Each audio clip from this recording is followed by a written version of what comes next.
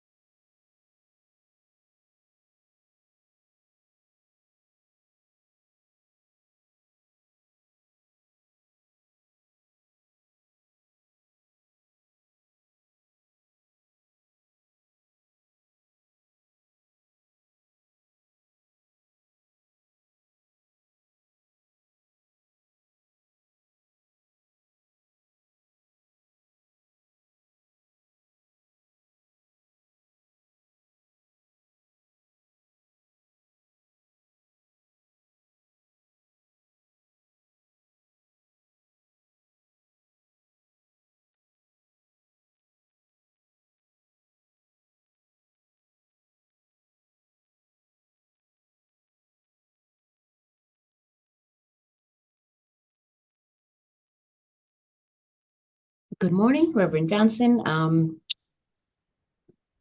Chairman, Good morning. Morning. Chairman Rigueur will be a few minutes late, and Board Member Walker is joining shortly. So I think as soon as Board Member Walker joins, maybe we can begin, and then I'm sending the video, so any portion of the meeting that the board members missed, they can view after. Okay, outstanding.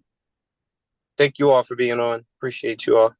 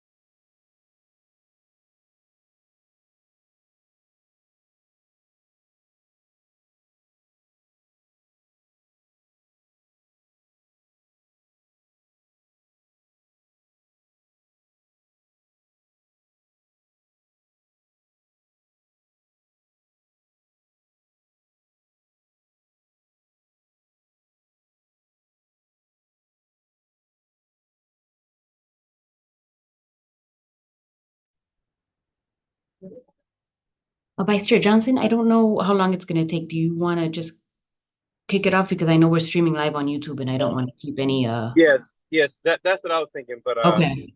all right. So let me know. Hold on one second. Okay.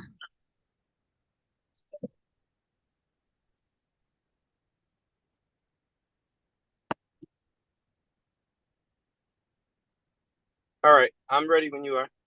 Okay, go ahead. We're streaming. All right, cool. Good morning, everyone. I'd like to thank all of our live viewers for tuning in and those that will be watching later to our committee of the whole. And our topic is our budget. And before we jump into it, I just want to say everybody at district office, our board members are taking this process very seriously. We're not the evil ivory tower, as some may think, but we know that our education system has been flat funded for a number of years, and we know that that comes with challenges. And so no one here on this call has been misusing or doing anything funny with the money. This is just a set of circumstances that we have, and no one takes pleasure in making these decisions, but decisions must be made.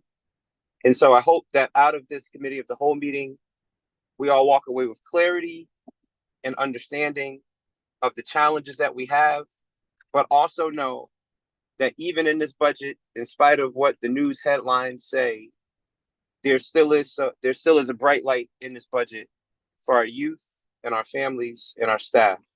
So with that being said, I will turn it over to the superintendent to lead us in this discussion. Superintendent.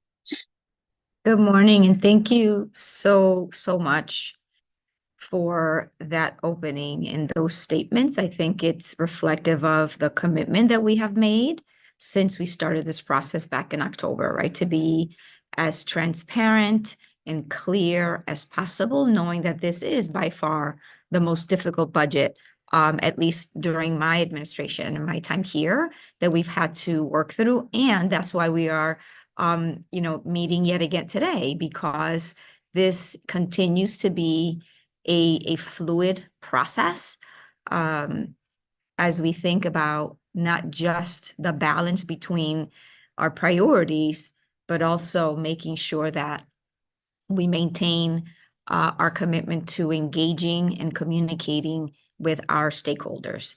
And so for today, we have time to go over some of the to respond to some of the specific questions and some of the feedback that we have heard, not only from board members, but from our continued engagement with stakeholders. There were specific themes and areas that needed further clarification, so we're going to do that. We are going to look at some adjustments and additional reductions. We heard loud and clear the request to continue to mitigate and get as close to as a fully balanced budget. And so we continue to work towards that. And so we'll give you an update as to where we are.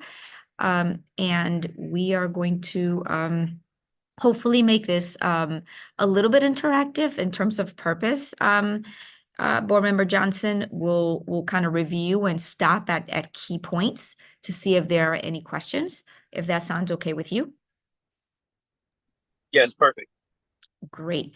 And so more specifically, if you go to the next slide, please, Ms. Santiago, we'll look at calculation of the school-based budget, but school-based funding allocation. We have provided this information already, but I think we wanted to further clarify, as I know that while we as central office engage with some of this information regularly, so do our school leaders, right? There are some stakeholders that don't. And so we wanted to then go a little further, if you will, with some examples to kind of make the allocations come alive, if you will. There was a question, I believe, from board member Dr. Schmerling around per capita change in funding as it relates to our flat funding over the years, a cap or the limit on tuition payments and the implication on that. And there was a recommendation for us to look at our staffing levels for school nursing. I believe Dr. Schmerling as well, given that we know that in other states and even in some other communities, not every school has a nursing allocation. And so we've done some homework around that. And lastly, a question, I believe, from Chairman Rigueur around comparative central office staffing levels and how do we compare? And so we have those numbers with specific differences as to how districts account for the staff, which makes it hard for us to make a district to district comparison. So I'll pause there in terms of the introduction, and I'll turn it over to Deputy Foster to guide us through the first few of the key questions and feedback points. Deputy Foster. Good morning, everyone. Thank you, Superintendent. So the first one we're going to talk about is we got a number of questions, and it came up, I think, in the public hearing as well, about how do we decide the money, right? How did we talked a lot this budget cycle about giving every school a school-based allocation and then giving the school team flexibility to make choices about how to use that money. But, for good reason, right? The question came up, well, how are you deciding how much money each school receives? And so I'm just going to walk through some examples of how we did that calculation. And then the other thing I'll share is a resource we put on our website to also help the public if they kind of have questions or want to explore how that calculation happens. And so actually, let me go back one slide. Sorry. Oh, you've seen this slide before. So this is the equity-based starter budget. And we essentially, rather than providing the positions, we provided the funding that is equivalent to these positions. And so the first example I'll walk through is around teachers, right? So we've always said that the equity-based starter budget has always provided a certain number of teaching positions based on the enrollment in the school and the grade level of the students. And for this year, rather than just saying it's X number of positions, we gave schools the funding that was equivalent to the number of positions yielded by the formula. So the way that works, and you see here on the right in the blue box, the ratio, right? So how many teaching positions or the funding for how many teaching positions is provided based on a certain number of students.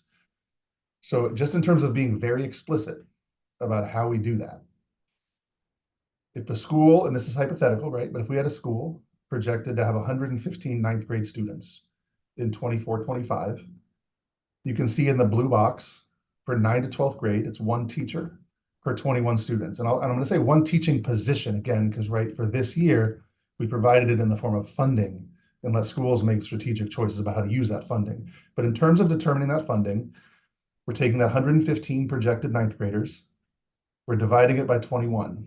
which yields 5.48. Now, we're not going to fund 5.48 of a teacher. So we round up in every case. And so that gets rounded up to 6. And so in the school-based funding allocation that a school would have received this year, they would get the funding for 6 teaching positions based on their 9th grade enrollment. So you take that 6, you multiply it times 96,486, which is just an average. That's the average cost not only of salary and fringe benefits for a teaching position. And so in that school-based funding allocation, there would be $578,916 based on the number of 9th grade students and teaching positions to support those 9th grade students. Now, keep in mind, right, because we gave schools funding, they have the opportunity to make strategic choices about how those teaching positions are allocated, right? How much is a math teacher? How much are they using for English teachers, et cetera? Now, taking a non-position example, we've talked about the supplements that we provided to schools. And so, you see here that we were providing 260 per pupil in pre-K to 5. So this is a simpler calculation, right? We're just saying they're in a hypothetical school with 326 students in pre-K through 5th grade. We're just multiplying that 326 times the 260, and that's $84,760. So again, that number gets added into the school-based allocation. So essentially, when we talk about the school-based funding allocation, we're talking about all of the items here and essentially doing the kind of calculation I just described for the position and non-position funding, totaling that up. And so that really, I mean, that is the answer to the question, where does the school-based allocation amount come from, right? It comes from running this kind of calculation across all of the different parts of the equity-based starter budget. The other question that I think you probably heard in the public hearing, I certainly heard the question being raised, why, and I do think it came up in our workshop meeting as well, why do the reductions look larger at some schools than others? And there actually, I want to be honest and say there are multiple reasons for that. So there's one set of reasons that is just because there are a set of positions in schools and a set of funding in schools that's based on student need, right? So our special education teaching positions, our special education paraeducator positions, as good examples, the number of positions needed in a school fluctuates based on the particular need of students in that school. So that's one reason, as you might see, for example, a school that might look like it has a smaller reduction than another school. Part of that may be reflecting the fact that that school needs more special education teachers or paraeducators next year than they had this year. And so an increase on that side is in some ways masking a potential decrease in other areas. So that's one reason. But what I have on the slide here is another reason. We have shared with you previously and in all of our public meetings that with the benefit of the additional funding we've had for the last 3 years, schools have been able to be staffed and funded at levels significantly higher than the levels that the equity-based starter budget yields. And so I'm going to walk through this slide in a little bit of detail. It's a lot of text, I realize that. But the point of this is to give an example of why we did the budget the way we did, even though it does look like in some cases, one school has a bigger reduction than the other. So what you have here is 2 example schools. And in the first row, right, say these 2 example schools, one had 53, and I'm using just general ed, right? Because the special education teaching positions are really a function of student needs. So this is general ed teaching positions. 53 in school 1, 29 in school 2. The projected enrollment for these 2 schools for next year, you see 753 and 666. So school 1 is a little bit larger. So you're going to expect school 1 to have a little bit more staff than school 2. But you can see in FY24, that was a pretty big difference, right? 53 positions versus 29 positions.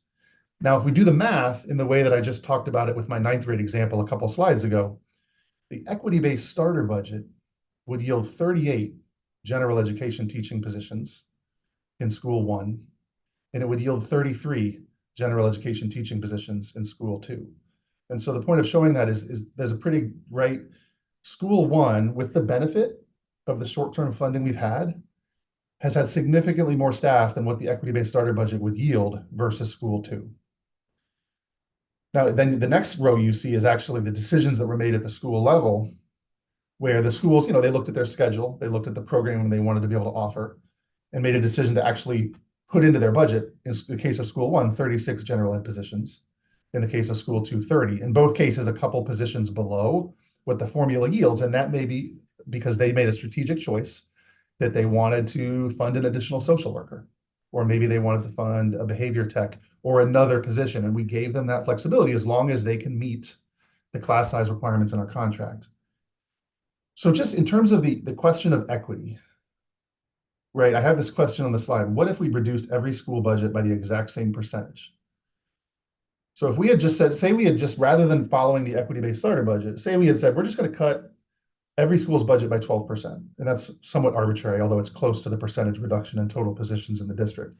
So say we were going to cut every school by 12 positions. That means school one would have 47 general ed teaching positions, right? That's a 12% reduction from the 53 in FY24. And school two would have 26, which is also a 12% reduction from the 29. So the most important thing to see about that is if we had just done a flat, right, cut everybody by the same percentage, you would have a school in school one that has one general ed teacher for every 16 students. And you would have school two with one general education teacher for every 26 students. Right? So this is specifically why we have our equity-based starter budget. And, it got a little bit, right, varied between schools because of the short-term funding we've had for the last several years. And so some of what folks are seeing when they see different size reductions is us going back to focusing on the equity-based starter budget to make sure that we don't have a situation where one school has a teacher for every 16 students and another school has a teacher for every 26 students. And then the last thing on the equity-based starter budget I'll mention is at the request of the board, we also put together a calculator, which is on our website. If you go to our budget FAQ, and the web page is here. In that FAQ, there's a link to an EBSB funding calculator. And essentially what anyone can do this, anyone can go in, you can just input enrollment. It can be for a real school, right? Looking at the actual enrollment for one of our schools, it can be hypothetical. And it will tell you the amount of dollars that school will receive based on our equity-based starter budget. And so all of the formulas are transparent in that calculator. So individuals can see how the dollars are calculated across all the different categories in the equity-based starter budget. Superintendent, do you want me to go through all of the key feedback and questions, or should we, that was a lot on the equity-based starter budget. I don't know if you want me to stop for questions. I think we can pause here just to check in. And then I also want to say that from a reflective perspective for us in terms of process, right, then, we had the equity-based budget formula that we were sharing initially. And I guess, now having a more user-friendly, for lack of a better word, formula is something that we'll be able to leverage moving forward. And also thinking of ways that we can build further capacity for our school leaders to talk about this in a way that's also accessible to stakeholders. Thank So I'll you. pause here for any questions. Yeah, thank you. And I apologize for joining late. I do have a couple of questions that I want to provide to the public. One is, I think I heard, right, this workbook or the funding formula is posted on our website. I know the board has received a number of emails from various stakeholders asking around more transparency for the formula. I just want to make sure that that is the case. And then secondly is, Deputy Forster, you mentioned you have the formula and then, right, the school, someone decides the amount of teachers that a school needs. I think that's what I heard. I guess my question is, who makes those decisions of the number of math teachers, science teachers, or English teachers that a school needs? Yes, thank you. So in terms of the first question, if folks can go to the website on the screen, and then go into the FAQ, and they can get to our calculator where they can see kind of every part of the formula and see how we determine the dollars. So that definitely is very publicly available. And in terms of The second question, really, the part of the pivot we made is knowing that we had significant reductions this year, right? We gave the schools their funding. And under the leadership of the principal, the decision's made at the school level. How many math teachers they need, how many science teachers they need. It's a little clearer cut at the elementary level, right? Because most of our elementary schools have a certain number of classrooms per grade level. And so, if you have 3 per grade level, then you have 3 first, 3 second grade, 3 third grade. But at high school, really, those decisions are made at the school level based on the programming, in some cases based on the particular pathways they have in their school. But this year, we empowered our schools to make those choices to ensure they were able to prioritize the things that were most important in their building. Thank you. Board Member Brody. Is this the principal's sole decision, or is this a school governance council collective decision? And my second is not a question, it's a request for the public. Describe what flat funding means. Yeah, so I think on the flat funding, we're going to get to that in a few slides. And so I think if it's okay with you, I'll hold that one because we'll get to the flat funding conversation in a few slides.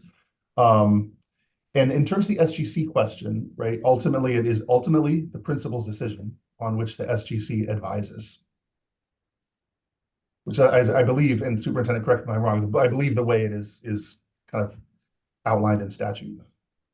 Yeah, I think what I wanted to expand on that is that, right, we have our graduation programmatic requirements that inform the base in terms of what is needed from a staffing perspective. And then, right, school leaders determine the number of sections that they would like to offer, but that's where executive directors of school leadership, for example, come in for an added level of review, so that we don't have situations like what Deputy Foster said, where, one high school is offering, 2 AP classes with 20 kids, and another high school is offering, the same classes with 8 students in it.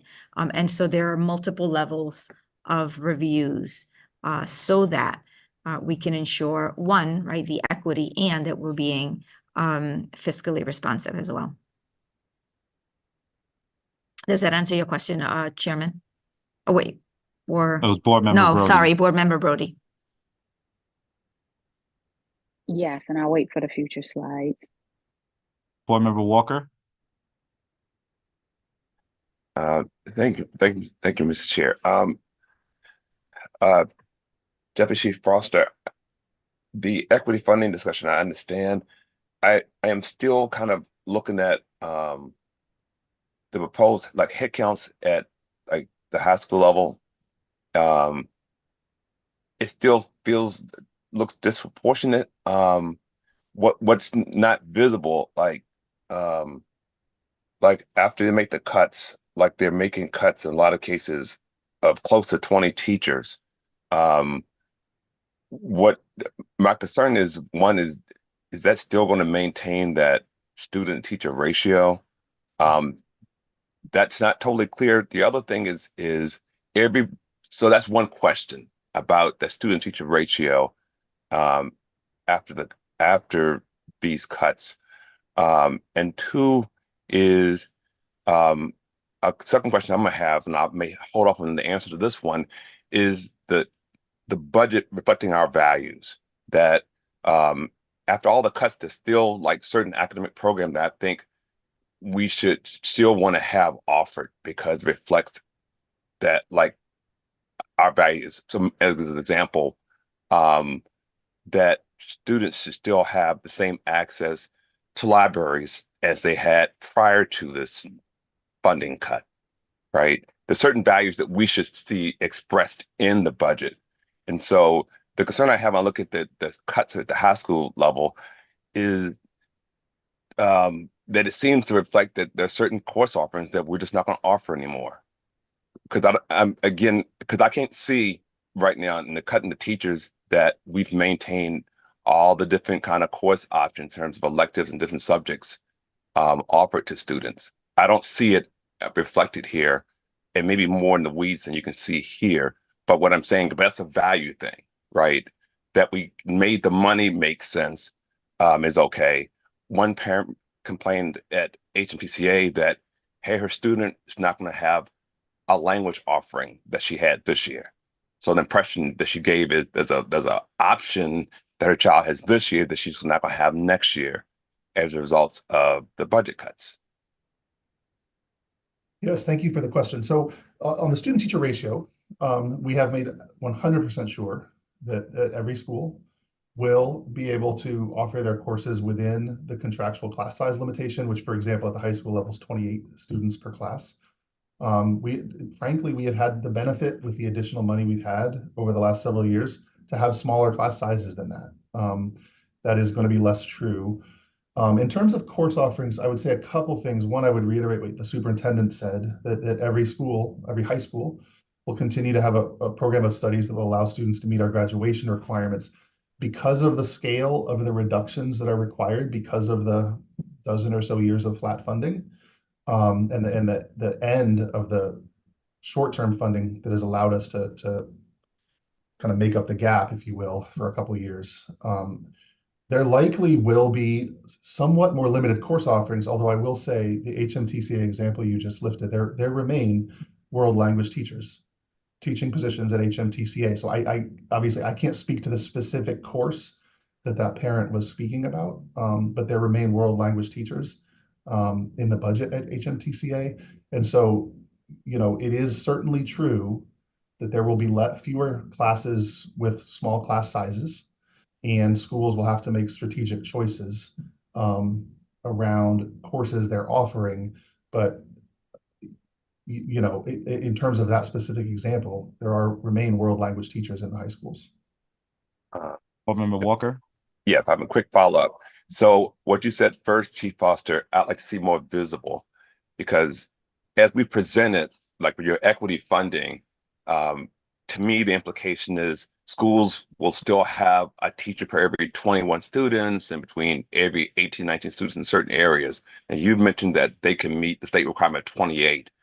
I think that's more what I felt from teachers or staff, that they see their classroom numbers going up. And I think if we're trying to be transparent, let's go on and put that news out there that while we will make our requirements, there's no implication that somehow we're going to still be 21 students. I think having that out there lets people see that clearly.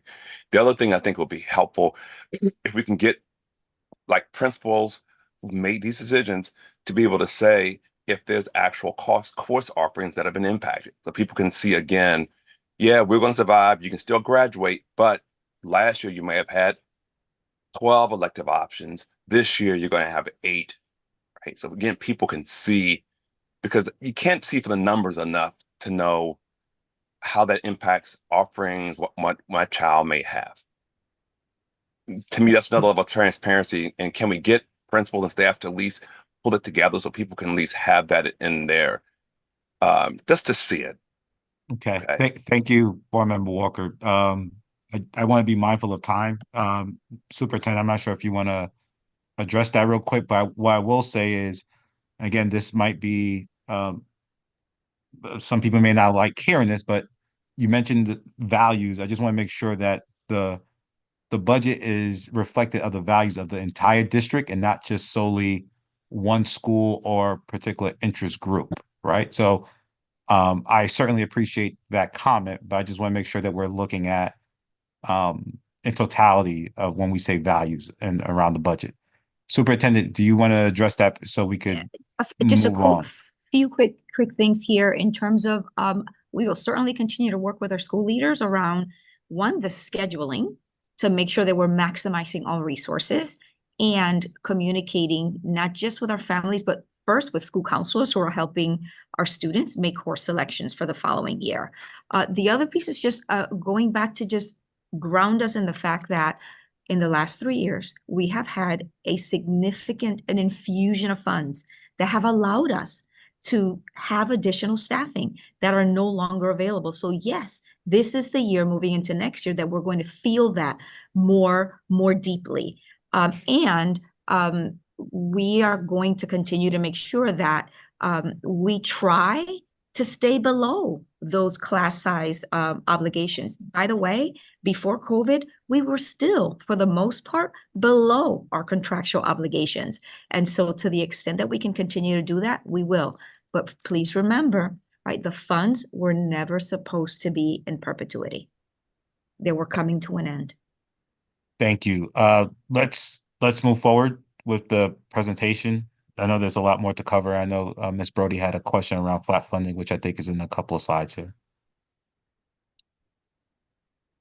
It's actually right here. So we shared this slide in our last presentation at the board workshop. We've shared this slide in some of our public meetings as well. And so I'm just circling back to this slide because you can see on the right this graph that is, I think, become familiar at this point, which shows, again, if you take the sort of royal blue pandemic relief bar off the top, what you see is very flat funding, going back to the 1920 year, which was prior to the pandemic. And in fact, I think we shared this in one of our previous meetings. Our 1920 funding revenue is within several $100,000 of our projected funding for next year. So when we say flat, it's like the amount of money we have to spend is coming in at pretty much exactly the same level it was 6 years ago, in a world in which I think everybody knows from their own personal finances, everything costs significantly more than it did back in 1920. So when we say, the first part of the answer to your question, Ms. Brody, is, flat funding, I know you asked us to explain it for purposes of the public, right? The year prior to the pandemic, we had about 429 million to spend providing educational services to all of our young people. And next year, we will have about 429 million to provide educational services to our young people. And that's in a world in which, how much you can buy with $429 million is less next year than it was in 1920.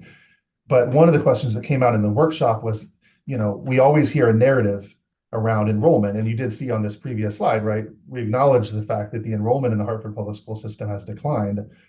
But also remember, and for the public, it's important to understand, we are fiscally responsible for all of the young people who reside in Hartford, whether they go to our schools or they go to suburban schools through open choice, or they go to magnet schools with other operators.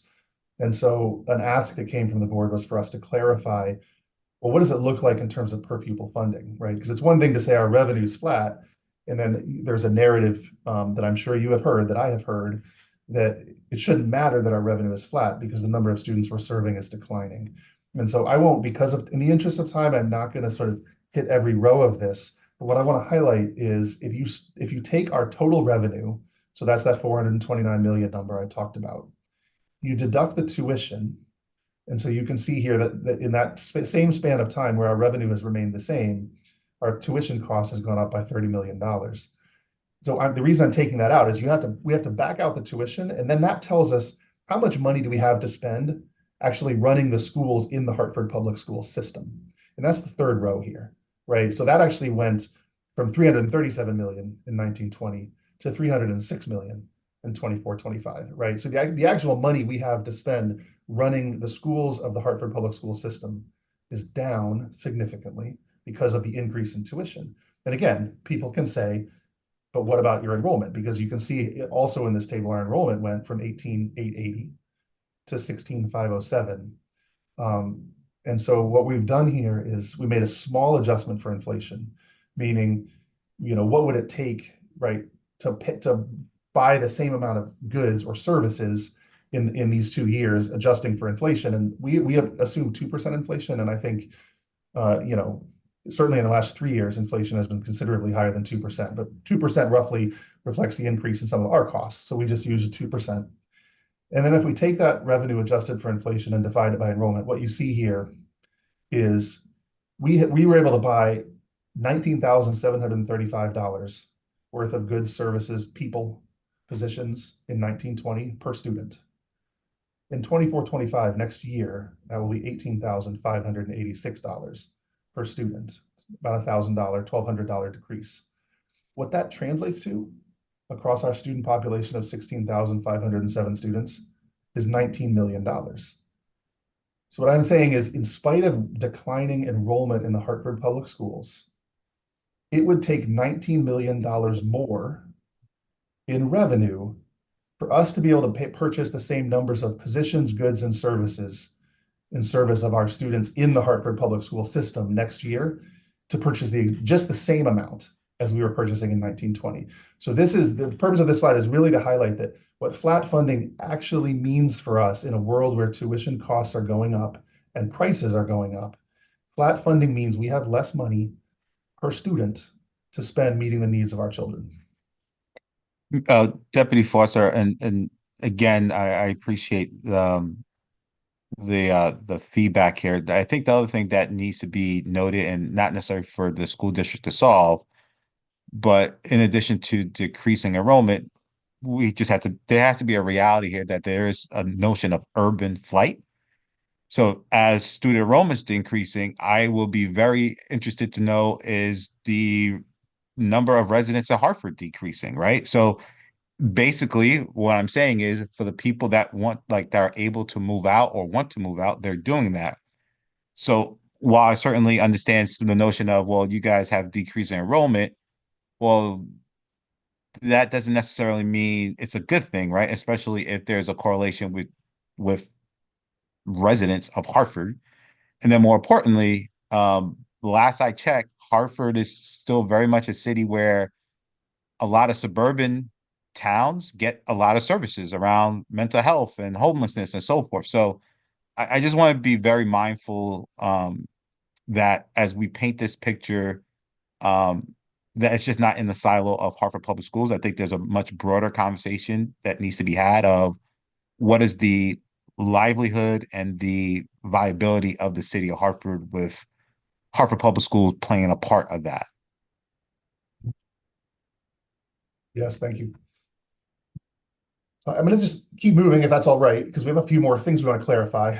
Another question that came up at the board workshop was around this issue of the rapidly rising rates of tuition that we're paying, and what can we do to rein it in? And so this is really an area where, and I hate to be the person putting a slide up that says this is an area we just don't have a lot of control.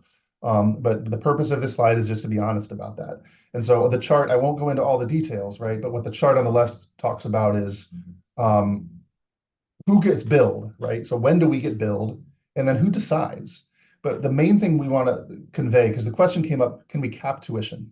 Or can we cap tuition at the rates that can we cap the price for special education services at the price that it would cost us? And so there were questions around that, and how do we kind of control, if you will, some of the rates. So the honest answer is we actually charge the exact same rate as CREC for special education services. So when suburban students come into the Hartford Public Schools in one of our magnet schools and have special education services, we're billing back to those suburban districts for those special education services. The difference is the number of students of Hartford resident students served in non-HPS magnets, served in suburban schools through open choice, is so large.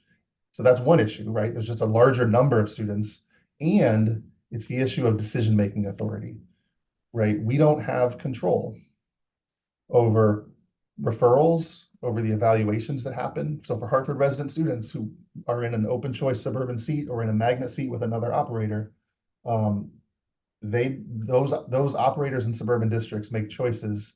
They refer students for special education services. They conduct the evaluation.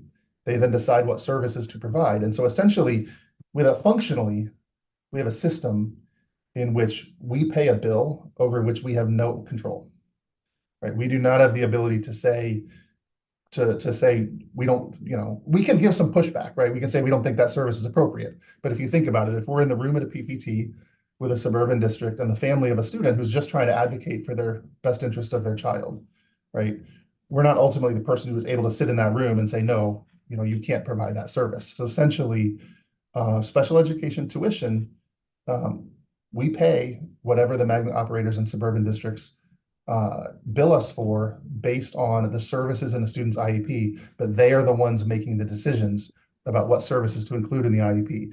And I'll give one specific data-based example, which is that we've had significant increase in our special education tuition in the last 5 years, while we have not had a huge increase in our numbers of students, right? Is that the increase in tuition has come from the rising cost of rising increase in rates for the service and increasing numbers of services provided per student.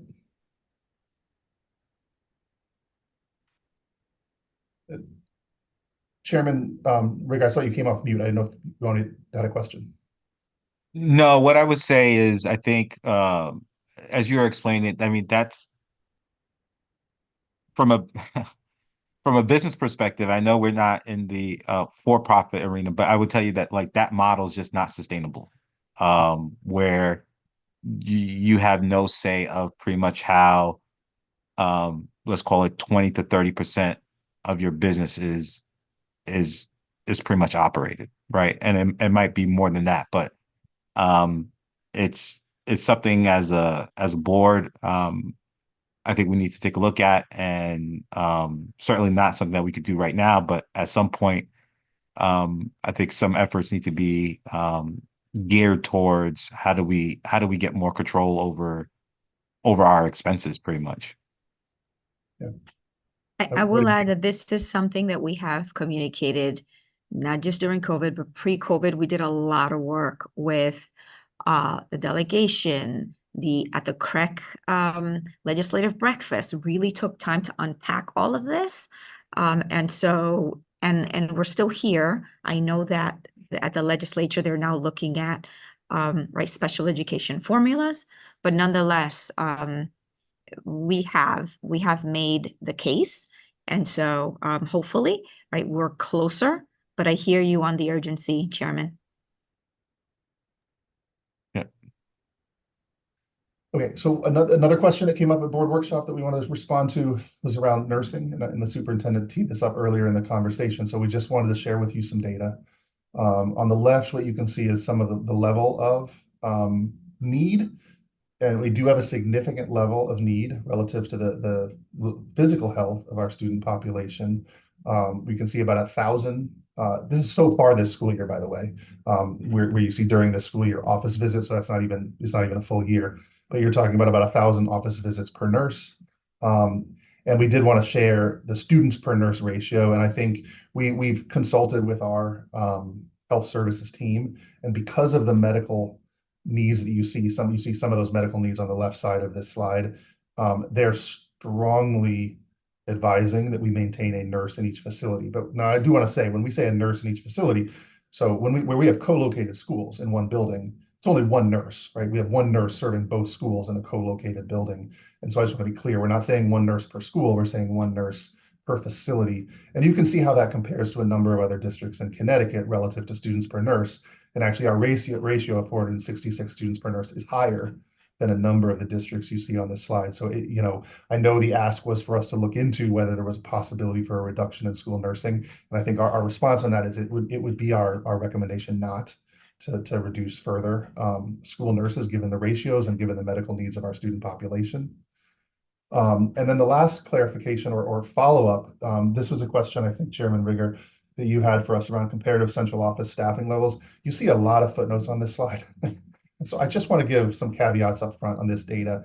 There is not a reliable public data set that goes to the level of detail necessary to really unpack, right? Like, for example, I shared some EdSite data with you all previously. It was a sort of higher level of detail. So what we had to do is we had to go through the budget books for different districts and look at org charts to try to get to kind of back into numbers of central office FTEs. And I just want to be upfront and say it's a little more art than science. What we tried to do here is on the graph, that is central office administrative staff per 1,000 students. So we were trying to normalize it for enrollment, which is what you see there. And so, and we did mostly Connecticut districts, but we threw in some regional districts that are of somewhat similar size to Hartford Public Schools as well. And what you can see, one of the things you can see here is we have on here, mostly these are 23-24. There were two districts that didn't have a 23-24 budget book published. And so we use 22-23 data in those cases. You can see us going from 9.1 to 7.8 when we go from 23-24 to the projected budget for next year. The other thing I want to say is that even as deep as we were able to go looking at budget books and organization charts, there are just large differences in how schools account for different positions. and also level of need. So I'm going to give one example. We may have a larger enrollment in school choice office than some of these districts. There's a very good reason for that, right? We're the largest district relative to number of students involved in the Chef magnet program. So we have large numbers of students coming in, large numbers of students coming out. That just means we have more work in that space of enrollment in school choice than other districts. So even as we've tried to assemble this, there are some challenges in making it an apples to apples comparison. But I think what you see on here is our level of staffing in central office is relatively similar. Certainly when we look at 24-25 to the other districts on the chart. The other caveat I want to give is that 9.1 you see in 23-24 is inclusive of ESSER funded positions. And we don't know actually if some of the other Connecticut districts included their ESSER funded positions in what was in their budget book for central office. And so our 23-24 might be overstated relative to some of the other districts. So that, yeah, go ahead, Superintendent. No, I just wanted to share some anecdotal information and how much it differs. New Haven, for example, their nurses are in the city's budget. Their speech and language therapists and OTs are in the school-based budgets. And so it really differs how right, the human capital is captured. Thank you. Wanted to see if there's any questions from my colleagues on the past few slides. Mr. Walker, Board Member Walker. Yeah, thank you, Mr. Chair. So I had the same question about central office FTE, and so I'm going to just directly say I think, Superintendent, what you just stated is what I would encourage too, which is let's push as many positions that don't have to be in central office. If they're assigned to schools, can we find a way to get them off central budget roles and get them assigned to schools? Or like you were saying, Superintendent, if there are positions that are city funded or partially city funded, can they be pushed somewhere so that central office really reflects the core staffing of central office? The second ask I would have is, as you were talking about, Deputy Foster, clearly delineate what functions and roles do and what positions do. The comment I get often is you look at central office and you see folks' titles and job descriptions, and people are at a loss as to I don't know what that person does. I don't know what that person does. And I think clarity in just titles and what functions do, that would give some indication of, oh, that's a justification, like you just suggested. All right. We move huge number of people through RESCO, which is why we need an office size of that. You know, I think that type of transparency would help to explain to people why we have staffing where we have it and why the numbers are roughly where they are. Okay. Because generally speaking, people are always going to suggest there's a few more heads you can pull out of central office and somehow return to education, because they don't clearly understand what the roles actually do. So my two recommendations are clarify some roles better and further seek to move resources to where they really do the work, so that the numbers we have are actually right-sized as much as we can do it. Yeah, thank you. I appreciate that feedback. I hear both things, and I think we attempted this year. We didn't get all the way there, but like I think you know from our budget presentation, and we'll go through these slides in a moment. We did try to break out the central office into 3 buckets: sort of direct service in schools, direct support to schools, and then separately administration. So we can try to further be clear about those distinctions. And then, you know, we are also, by the way, updating all of our org charts to reflect the reductions in central office so that we can share that with you. And I do hear you on, it's not just an org chart, it's also clarity about what does each role in that org chart do. And so we can take that as something we can think about, how do we do a better job of sharing what those functions do. Superintendent, do you want me to dive into the adjustments? Do you want to dive in? I can do an overview, and then actually might be that Dr. Riley has to lean in here if there are any specific questions as to impact. Yep. Of the recommended reductions. Yeah. So we can go into the next slide, please. And just for a high level overview, adjustments made since the last workshop, specifically looking at special education staffing to make sure that, right, what is called for in the IEPs is actually what we are budgeting for. And so those adjustments, those adjustments continue and will continue to be made as we continue to finalize the year. And some students' IEPs might increase or decrease the level of need necessary. Incorporated an additional realignment in the Office of Family and Community Partnerships, which now is also moving under the Division of Schools and Academic Excellence. That has resulted in a reduction of 2 positions and realigning and rewriting some job descriptions there as well. There has been an addition. I know we're looking for reductions, but there is one addition of a senior executive director in finance to lead that office. Yet a reduction in some staff in that office, and we'll go into those in the next slides to come. The one piece here that Deputy Foster and I go back and forth, it gives me pause, yet, we're including it here and we're going to continue to engage in dialogue with you, is that we had a 4% vacancy rate projected before. We're now saying we're going to increase it to a 5% vacancy rate. And of course, we can reduce that and then have the budget task to be higher. But, we wanted to see how we can kind of anchor in that increase. And the way that we got at it was just to take the 2 years prior to the pandemic and an average of what the vacancy rate was. And so we landed with that 5%. And then additional reductions at central office services and staff. We'll go through those specifically. Again, some of these, and I'll call 2 specifically out later on in the presentation as to reductions that I actually don't fully recommend given their impact. And so I just want to be transparent that we, the charge was continue to try to fully mitigate. So we got very, very close. However, there are 2 that I will just not feel comfortable with.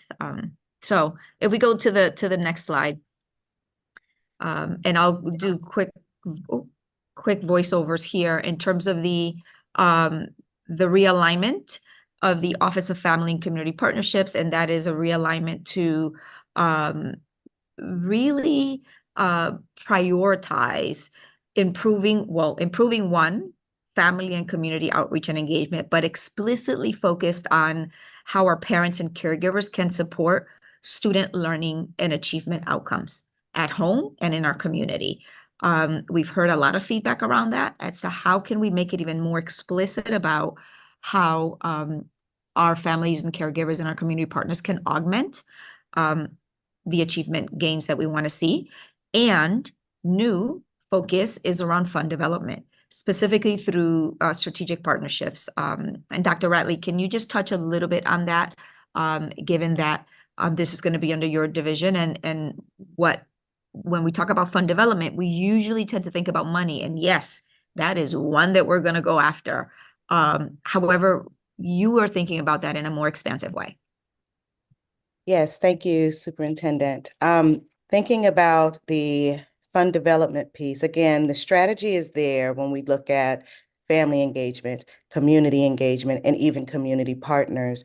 So as Superintendent mentioned, really doubling down on execution, because we don't need to work as much on the strategy, but definitely leverage opportunities to double down on the execution. In terms of fund development, that teases out strategic partners who are not only engaging with our families, communities, and district, but also, as Superintendent mentioned, making sure that we open up that gateway to allow for funding to come in, to allow for there really to be some two-way communication, some two-way partnering around what they're bringing in, but then also our well-developed and students and staff who are also helping to push out as well. So again, the strategy in terms of, and Board Member Walker, this kind of speaks to what you were mentioning in terms of role and what the role means in an organization. Those higher level roles work on that strategy. They ensure that there are avenues built so that the strategy can be executed. This office, the strategy is built out. We're doubling down, narrowing the scope so that now we can focus on execution, coupled with the other offices such as our academics realm and our schools office as well, to ensure that it's happening in the way that we intended to happen, while we also take a separate focus that also turns to fund development and pulling in those resources, whether it's in funding, as in money, yes, but also in time and as in people. So various ways to partner with strategic partners who are really, really committed to our school district. Thank you, Dr. Ratley. Deputy Foster, I'm going to tag you in for the remaining ones. Okay. And I'll move through these pretty quickly. We had some additional position reductions in central office, and we had talked, I know last time, about moving to a pool of 10 security officer floaters. We did a modest change from 10 to 8 in an attempt to, again, try to further mitigate the budget deficit. On the non-position side, again, I'll move through these quickly. Dr. Ratley identified some other potential savings around curriculum and interventions. We identified that we could reduce money for mentor stipends. This is for new teachers. We still have money in that budget line that should cover and allow us to make sure we're providing mentors, but we felt like we could reduce it by $100,000. We reduced our line item for substitute custodians. In fact, that was actually, we had increased that line because we have needed more than what we budgeted for sub custodians, but we decided to go back to level funding it. On the communication side, I want to be clear on the translation. We were able to spend significant time this year getting a number of our core documents translated. And so we feel like we will have less demand for document translation next year. So we thought we could reduce that, but we will monitor it closely because we 100% want to make sure we're providing access to all of our families. And so I just want to be clear, even though we're reducing that, we will figure out a way to identify money elsewhere in the budget to transfer if we get to the point where we can't, where we exhaust that line item before the year ends. We're looking at reimagining convocation, right? So when we have an in-person convocation, there's a cost associated. We removed that from the budget. On the enrollment side, we do, as you know, have marketing funding that we get in a dedicated grant through RESCO for marketing our magnet schools. We did have some funding separate from that grant. We're reducing that. We had added funding. This was an add that we had originally put in our proposed budget to try to run summer immunization clinics, because it's an issue for us, right? We want all of our students to be able to start on the first day of school, and they can't if their immunizations are not current. But I think this is an area where we want to explore a partnership with the city, and can the city actually run some immunization clinics so our kids are able to start. I know the superintendent's going to speak more about this in a moment, but right now, again, trying to mitigate, we've reduced another $500,000 from full service community school funding. And reduced funding that we've been using for family capacity building activities. That's not entirely cut, it's a reduction. In the safety and security space, this is, again, much like the custodial, a reduction to funding for substitute security officers, a reduction in some of the equipment and software line items in safety and security. The other one I know the superintendent's going to speak about momentarily is reducing funding for crossing guards by 50%. So crossing guards are under the control of the Hartford Police Department, but we pay for them. So we do an intergovernmental transfer every year to pay the cost of the crossing guards in the city. It is something we want to have conversation with the city about, an area where they could potentially support or help. But for the moment, again, in effort to try to get to a balanced budget, we're proposing a 50% reduction. And then I'm not going to go into all the details, right? There's another 92,000 sort of small cuts in various areas of the budget. So that's sort of 2 million in further non-position reductions. And then, I'll speak to the top half of this, and then superintendent, I know you want to talk about the bottom two. What I will say is at the end of all this, right, the charge from the board after the workshop meeting was to get to a balanced budget, or get as close as we could. What you can see here is we started with a deficit when we were with you at the workshop meeting of about $5.8 million. There are a couple adds that the superintendent spoke to. So then the increase in our vacancy assumption to 5%, the central office position reductions, the central office non-position reductions, that gets us to a deficit of $201,000. That basically got us to a balanced budget. But then superintendent, I know you wanted to speak to, I think, just an honest question. do we really is that the right decision? No. Well, you're not asking me, but Oh, I know you're gonna speak. I'm saying no. And just for context, right, our community schools uh, service delivery model already was reduced by 20%. And for added context, it was written into the ESSER allocation that we would fund all of the expanded community school model 100% for 2 years, and then third year we would be at 50%. Given the level of need, we thought, no, let's bring it back to 80%, which is where we are this year. And so we're not fully funded this year. And so going into next year with an additional reduction would mean that we would be at 60% capacity for our community school funding. And it makes me extremely unsettled, given that we are having reductions in other areas of the budget that provide some of those added supports, wraparound supports for students. Right, we're talking about reductions in social workers, behavior technicians, student engagement specialists, if you will, all funded through COVID, but nonetheless, they have been able to provide support.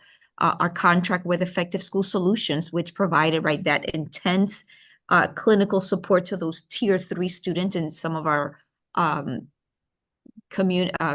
neighborhood middle and high schools, those are all pulled away. And so pulling this remaining resource, if you will, is just not something that I feel comfortable with. But for the sake of the exercise, the mathematical exercise of balancing a budget, right? This is one area identified. And then the other, I'm calling these watch outs, as you can see there. The other watch out is the crossing guards. And one, because of basic safety. And we haven't had significant issues in the community around crossing guards, but we've had some that we've had to lean in. I know it's not an operation that we manage. And some have, said, well, superintendent, that is a responsibility of our this is municipal responsibility. Nonetheless, right, it rests and it sits with us. And so it also makes me very unsettled to put it in as a recommendation. So we put those back in, right? We're left with the 1.1 task, which is, we can work with that. We started this year with a $2 million budget ask. And so it makes me more comfortable with a 1.1. I understand, Chairman, that the request was to fully mitigate. And so if you see there, 200,000, but again, want to be fully transparent. And that's the end of the presentation. Thank you. Board Member Walker, followed by Board Member Johnson. Thank you, Mr. Chair. Superintendent, I appreciate your comments at the end. The two additions you made represent the values inserted into the budget. This is a district budget and reflects kind of our district values. And I agree with you that I've talked to schools along like Hillside Avenue, right? And it's out there, and crossing guards were an issue. I certainly wouldn't want to go to those schools and say, hey, we somehow have a budget where we're devaluing crossing guards, at least until we find a better solution, because it's clearly safety and something that is brought up when it's insufficient. Now, the value I want to explicitly give back to you in that same way is around libraries, right? There are a couple schools we had 3 library reductions, and in a certain school that means no library at all, so no librarian staff. And so in terms of the value thing, I'm saying is we already have Hartford Public Library running some of the libraries for the school district, which is a great partnership. What I'm asking is, in our current budget, there's a certain number of schools right now that have librarian level services, either by HPL or by Harvard Public School staff. What I'm asking from this value thing that we're talking about is we have a school district where reading is low. Our kids are not achieving reading goals. And so we want to be able to say that we're providing at least the same number of staff libraries in this current budget as we had in the prior budget. I couldn't justify to somebody, hey, we don't have a library, but we still have all of our behavior tech and security staff. Are we somehow saying the non-educational staff has more value than a staff library to kids that need to be encouraged to read or have more opportunity to engage reading? That's what I mean by a value. So all I'm asking is, can we do some kind of head counting to see, okay, this year, Mr. Walker, we had 11 schools with staff librarians. And as a result of this library change, we're still going to have 11 schools with staff librarians or whatever the number is. I know we don't have 100% staff, but we shouldn't get worse. Do you get what I'm saying? If there's a way to make sure that somehow we don't have dead librarians or dead libraries where there's no, we, So, that's all yeah, I'm getting at.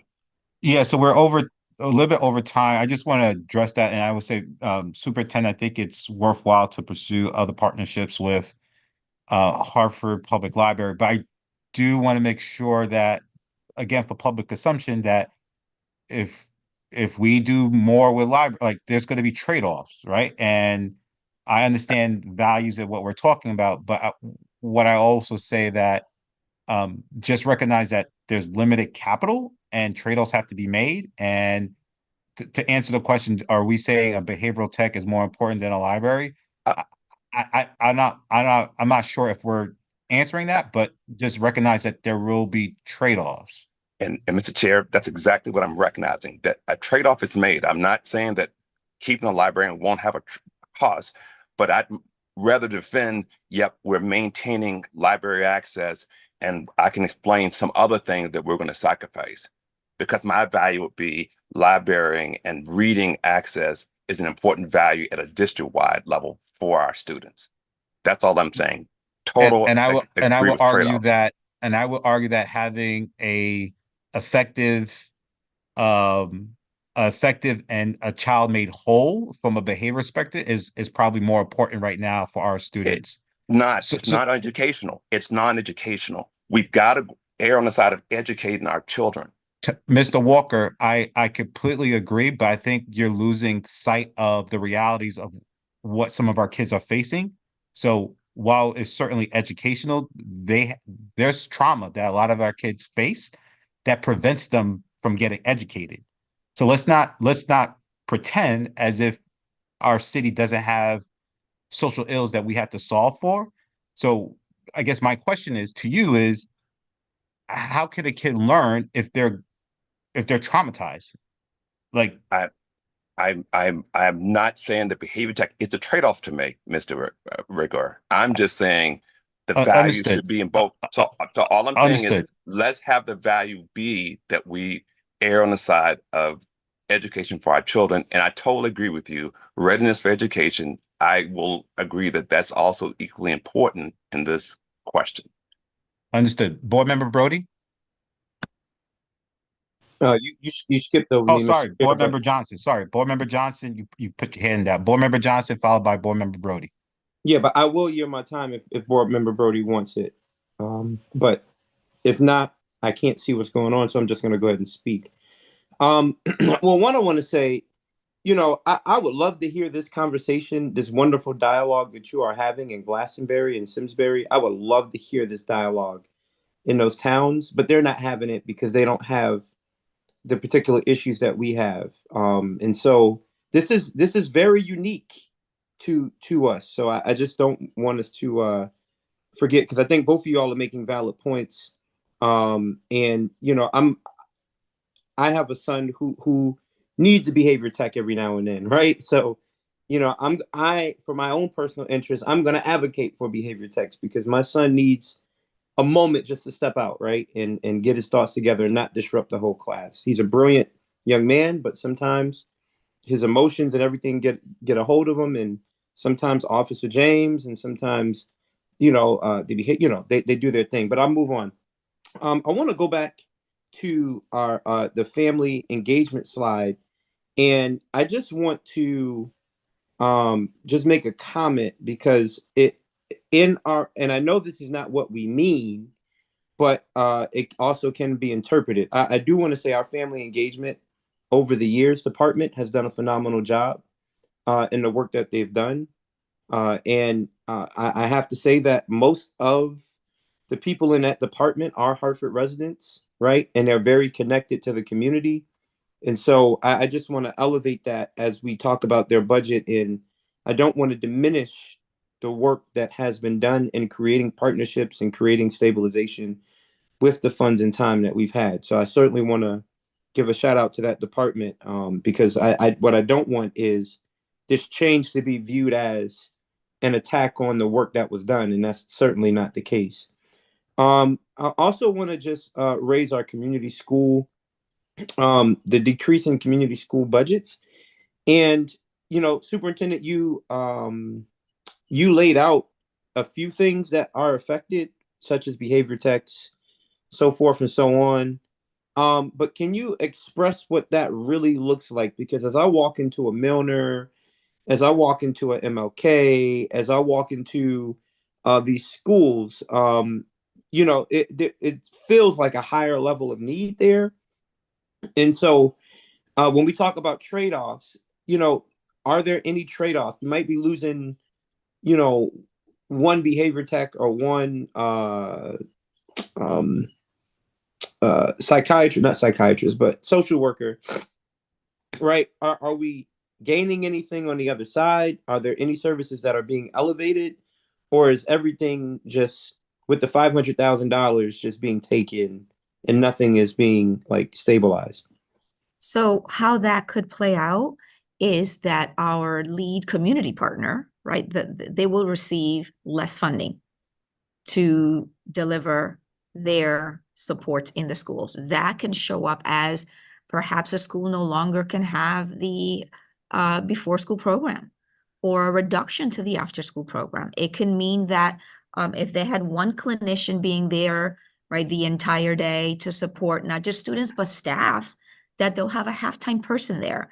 And so it can show up in many different ways, all, in my opinion, which are disruptive, given that we are reducing so many other ways, to your point, Board Member Johnson, right? Social workers, all the other, other supports as well. So it can show up in many different ways. And I will commend our partners, because already, right, there was a 20% reduction, even though it was supposed to be a 50% reduction. But again, completely removing everything, especially in that social behavioral domain, worries me. Yeah, no, certainly. And I was going to save this question to the end, but I'm going to ask it now, and you may have it in a slide. As a board member, I'm being reached out by the community to vote no for this budget on Tuesday. And is there at the end of this presentation, can you give me what it looks like to vote no for this budget and to vote yes for this budget? The contract, like what do we win if we vote no, right? Like what is saved? And what do we get with yes for voting on this budget? We don't have to answer it now, but by the end of the presentation, I would like to just have a brief dialogue with what that looks like in this public space so the community understands, if we vote no, what's at risk and what do you actually get? Or if we vote yes, what do we get and what's at risk? Yeah, Board Member John, I just want to streamline that question. I think the past couple of months, it's been very clear what we get if we vote yes. I think your question is more geared towards what happens if we vote no, and what is the process if we were to vote no. Yes, thank you. Thank you for clarifying. And again, we don't have to answer that now, because I'm sure there's more. Are we at the end of this presentation? We are. Oh, well, certainly. Then please go for it. Well, I think I would also, part of the answer to that question rests on the board, right? You have fiduciary responsibility to approve a board so that I and my team can operationalize it. And so, there's a lot that we have to do, right? There are a lot of realignments that are happening, the reductions which already have begun because we have timelines as to bargaining agreements. And so we don't want to delay on those. And we also want to do right by our staff. If there is a position that ultimately, if there is a staff member that ultimately is part of the reduction in force, we won't know that yet because there's a lot of moving pieces. And so the more the budget gets delayed, the more we will not know how things are going to play out for our team members. And so from that lens, I ask that you consider that. And to the extent that we want to have additional conversations on, no superintendent, we don't feel comfortable reducing the $500,000 from community schools. The sooner we know those things, the sooner we can communicate to our partners as well, right? So there's a lot resting on, the entire operation, right, rests on a budget. And in the past, we know that certain staff members have said, well, I know I have a job offer for next year, but the budget hasn't been approved. And that also can signify to people that their job is not fully secure. Yeah. Superintendent, may I ask that you maybe provide a one-pager that outlines that? I suspect that several of us will receive those type of questions, and I think the more that we're prepared and have line of sight into what you just shared would be helpful. Board Member Brody. Thank you. Is it possible if we I don't know how it will affect the flow of Tuesday's meeting, but we don't meet between now and then in regards to actually voting on the budget. And I don't know, usually we have executive sessions at the end of the meeting, or maybe we're just communicating by email, because I believe this is probably going to be, I know I'll have questions. But aside from that, from what I heard about libraries, I'm thinking there's an assumption that all of our schools have librarians. That's not true. My child, I don't think, has had a librarian in many years, but what has been done is the utilization of the library, like the materials and all of those things. I know some teachers take time for, while there's no librarian, they still have some activities and utilize, what that space offers. So I'm thinking, if we're saying, if the theme is we're protecting librarians and we need staff to staff them, then we're also saying, what about those librarians that you cut many years ago? So that's just because I know that is the first thing I would think, oh, they making sure these schools maintain, we withstood that cut many years ago. I think it is worthwhile to think about how, because they are spaces, they have materials, books, etc. So I think a responsible thing would definitely be how we're going to make sure those spaces and materials are utilized. That's district-wide. Like, that should be a reality for us. Like, how does that get figured out? Is it a staff member that rotates in that space throughout the week? But definitely you can't even and I guess when you spend time in schools, you can't even put a value on the positions that allow learning to take place. Classroom learning, so that I think sometimes we think is like an easy cut to a support staff, because we're clear here on teachers. No one is, we cannot have a classroom larger. We can't plan to have a classroom size larger than what contracts state.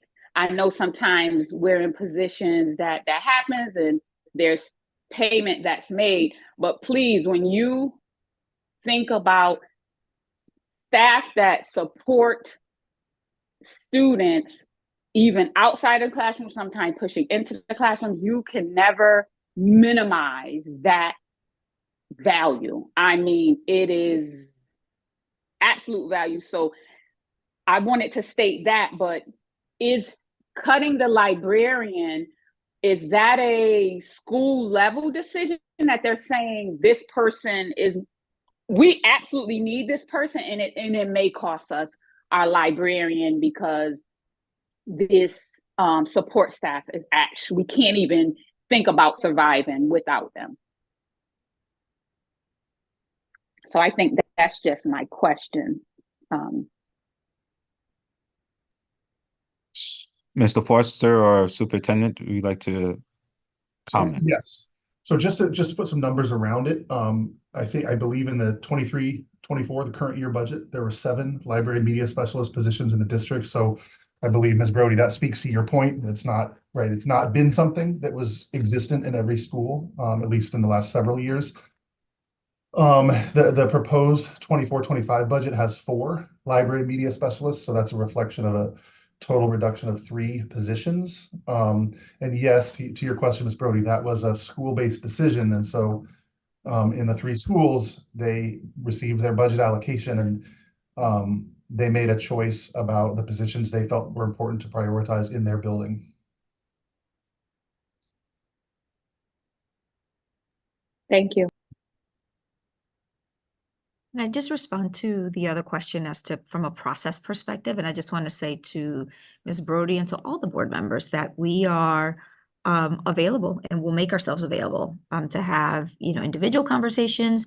Certainly encourage you to also send the questions that you might have, just so that we can continue to make them transparently available to our community. But from here on until the, next week, please, do not hesitate to reach out. And I'll leave it to, Chair and Ms. Santiago and the rest to figure out if there's an additional Yep. touch point as a collective. Okay. So I know we're over time here. I'm assuming there's no additional slides. Was that the last slide? Yes. Yes. Okay. Yes, Deputy. Do we have an appendix? I'm sorry, we had additional slides that were really slides you'd seen at the workshop updated with the changes. We can send that out to you so you have that content. Yep, I believe Ms. Santiago has provided us with the updated slides or deck rather. And again, I think one of the takeaways for today to Board Member Johnson's question around what does it look like from a process perspective, as well as an impact perspective, if we were to vote no, if we could have that one pager, that would be super helpful. And again, to the point that you made earlier, Superintendent, as I'm sure a lot of us will get questions and comments. I will ask my colleagues to the extent that they're able to share that with staff ahead of Tuesday's meeting. I think that would be extremely helpful. And then again, I think there was some conversation around further exploration around a Hartford Public Library partnership and how does that look.